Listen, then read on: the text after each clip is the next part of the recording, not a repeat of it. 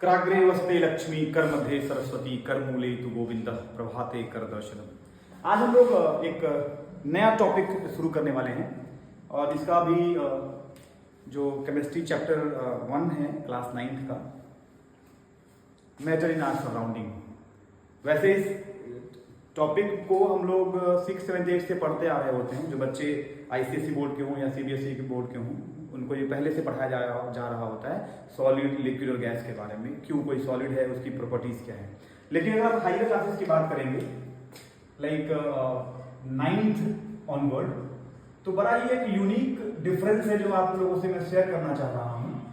Solid, liquid और जो gas है, नॉर्मली इसके फिजिकल कैरेक्टर्स के बारे में हम लोग तो पढ़ते ही आ रहे हैं कि ये फिक्स शेप है, फिक्स मास है, फिक्स वॉल्यूम है और इस तरह के कैरेक्टर्स हम ऑलरेडी पढ़ चुके हैं कई बार। लेकिन what reason is there to being a solid. जैसे हमारे हाथ में एक मार्कर है, केमिस्ट्री की भाषा में अगर हम आपसे ये पूछें कि व्हाई इट इज सॉलिड, तो शायद आप ये बोलेंगे, एक जो लेमन है या एक जो नॉर्मल बच्चा है वो ये कहेगा कि सर ये हार्ड है, ये रिजिड है, इसका एक अपना मास है, ये एक अपना स्पेस ऑक्युपाई कर रहा है।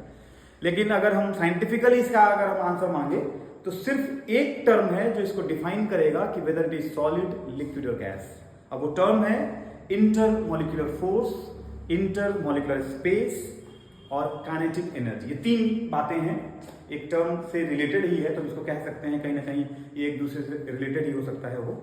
अब इसको समझने के लिए अगर आप देखें, एक सॉलिड हमने तीन चीजें ड्रॉ करी, तीन एक एरिया, इसको हम कंसिडर करेंगे इक्वल एरिया का स्पेस है। इसमें हम 1000 पार्टिकल्स रखते हैं, इसमें हम 500, इसमें हम 100 पार्टिकल्स रखते हैं। पार्टिकल्स, एटम और मॉलिक्यूल्स की बात कर सकते हैं। तो बट ऑब्वियस है, एक सेम एरिया हमारे पास है, 3 बॉक्स, 3 डब्बे हैं।